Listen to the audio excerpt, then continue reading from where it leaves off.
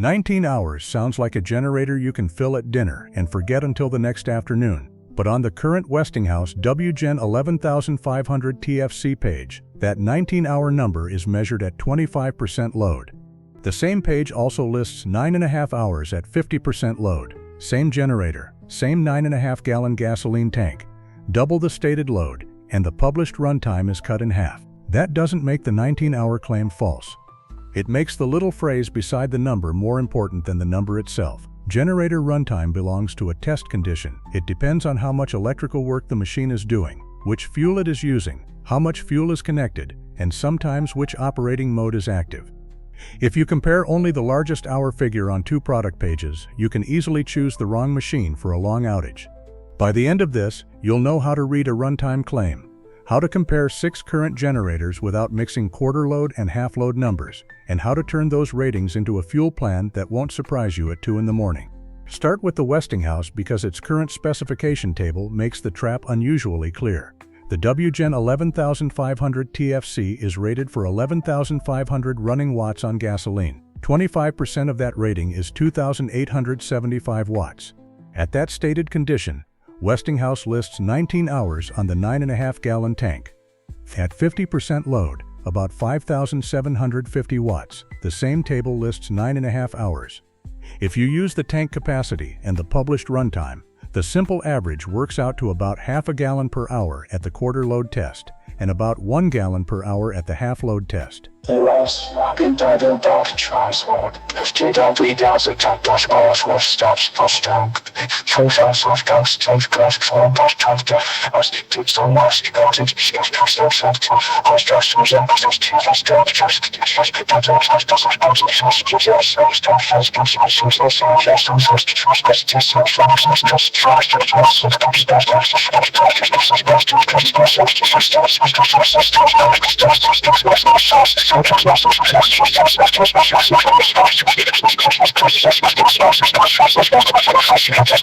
They're arithmetic from Westinghouse's own tank and runtime figures.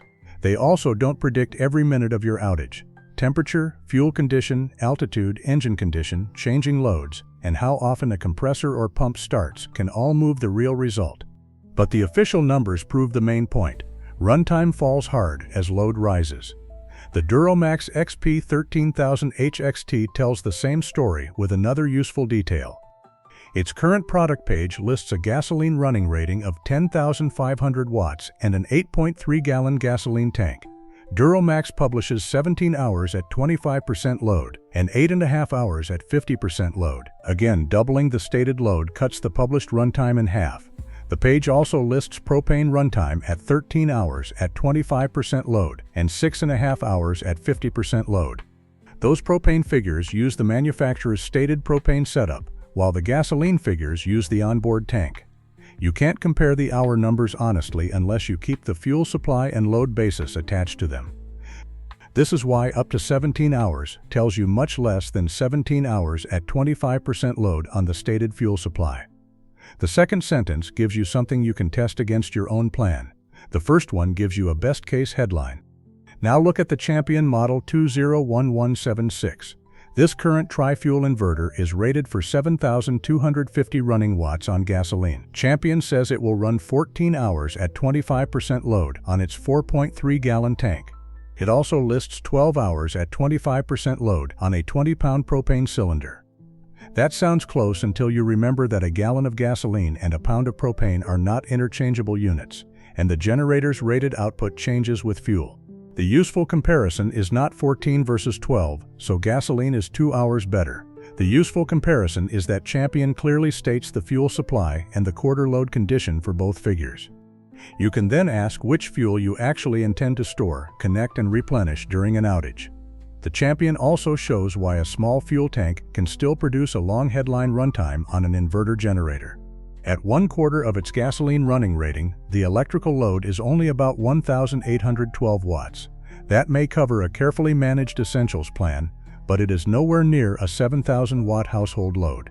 If you buy around the 14-hour number and then ask the generator to carry a much heavier plan, 14 hours is not the number to expect. Nissan Honda EU 2200i makes the load effect even easier to see.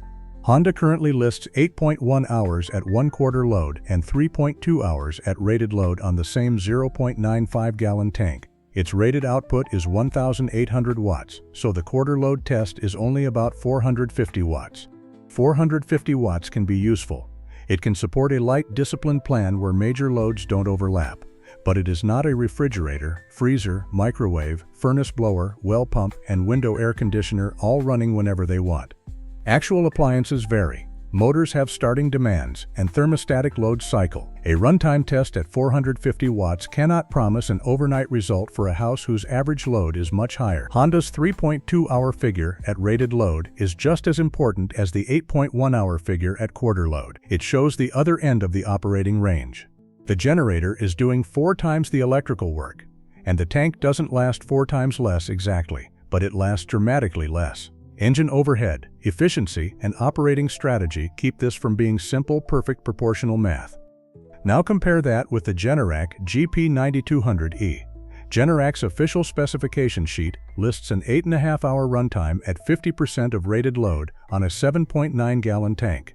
The headline is lower than 14, 17, or 19 hours, but the test basis is much heavier than a quarter load rating. The GP9200E is rated for 9,200 running watts, so its 50% condition is about 4,600 watts. That is not the same job as the Champion's quarter load condition of roughly 1,812 watts. Putting 14 hours beside 8.5 hours without those loads would make the Champion look like the obvious endurance winner. It would also be a bad comparison.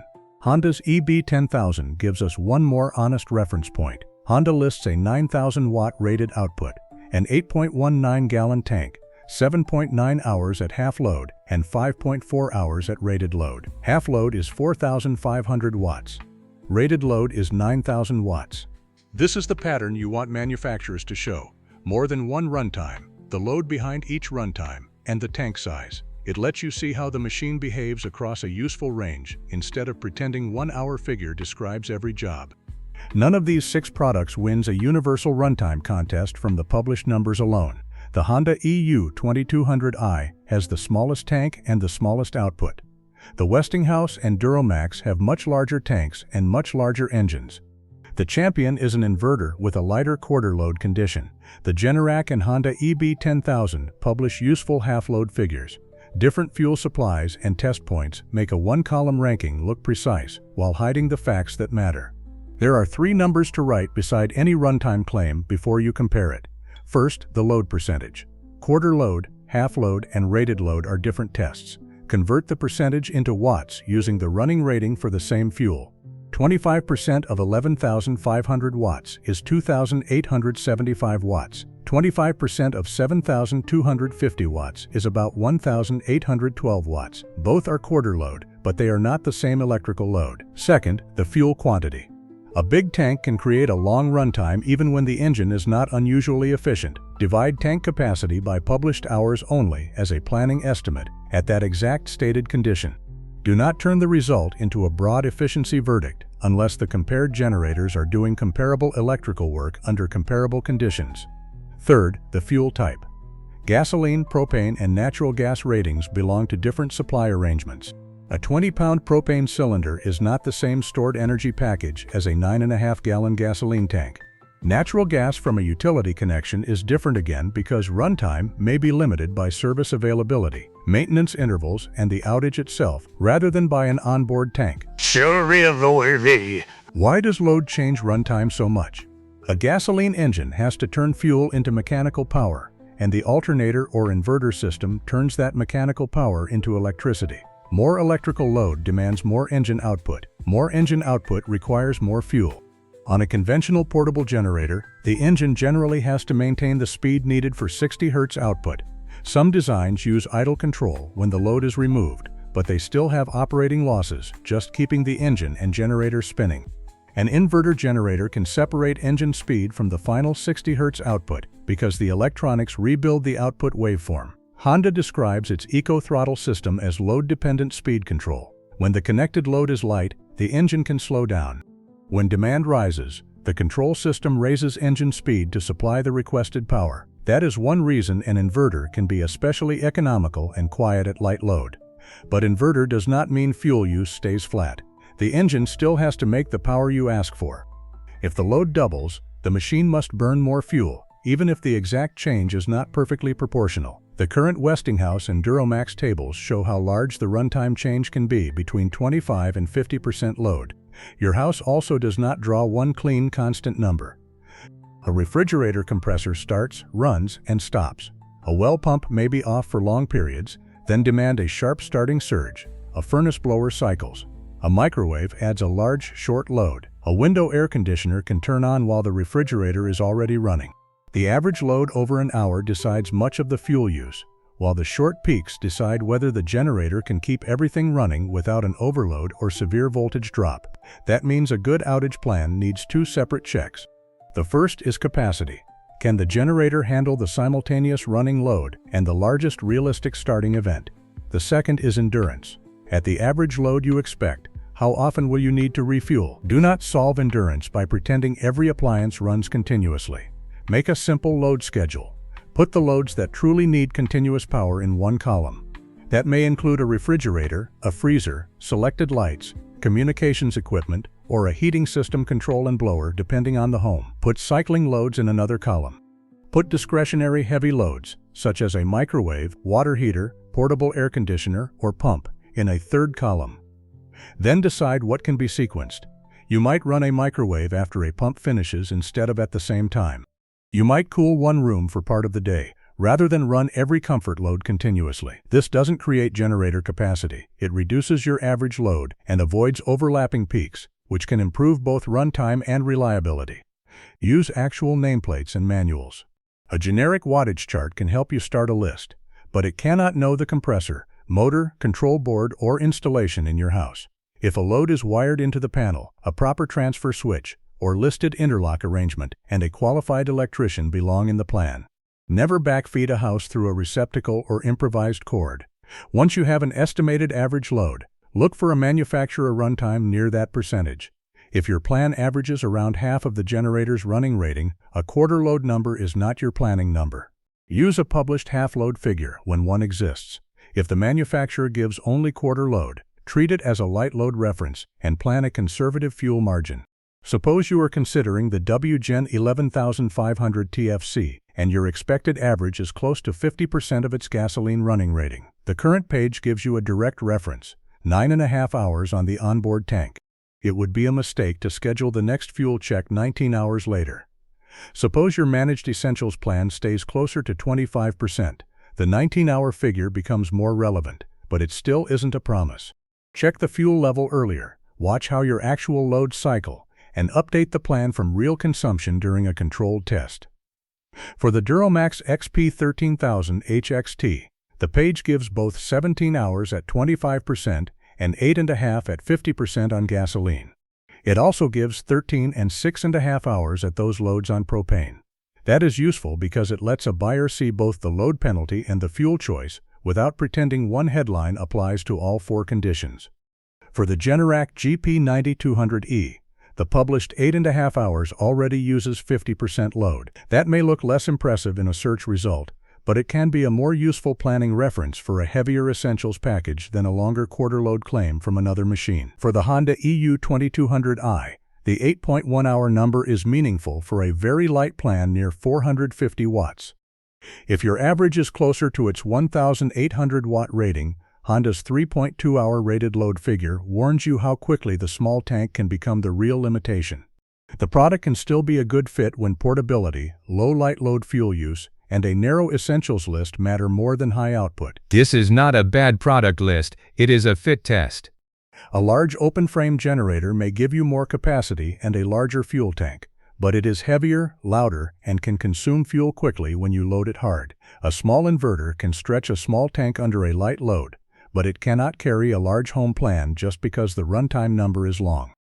Long outages add one more problem. Every refueling event interrupts power and creates handling risk. The Consumer Product Safety Commission says never refuel a generator while it is running. Shut it down and let it cool. CPSC also says portable generators must run outdoors, at least 20 feet from the home, with exhaust pointed away from nearby buildings. A long runtime does not relax those rules. Plan fuel before the outage. Store it only in approved containers and locations. Follow the manual and account for the fact that gasoline availability can be limited during a widespread power failure. Propane may store differently, and natural gas may avoid an onboard refueling cycle, but each fuel has its own output, connection, supply, and service constraints. There is no universal winner. The best runtime feature is not the largest hour number. It is a clear table that tells you the load, fuel, tank, or cylinder, and output behind the number. Before you buy, ask 5 questions. At what load was the runtime measured? How many watts does that percentage represent on this fuel? What fuel quantity produced the result? What is my realistic average load after cycling and sequencing? And when will I safely shut down, cool, inspect, and refuel? If those answers are missing, the runtime claim is advertising, not an outage plan. If those answers are clear, even a modest generator can be a strong fit for the right load. The goal is not to make the machine run forever. The goal is to know what it will carry, how long it can reasonably carry it, and when you need to act before the lights go out again.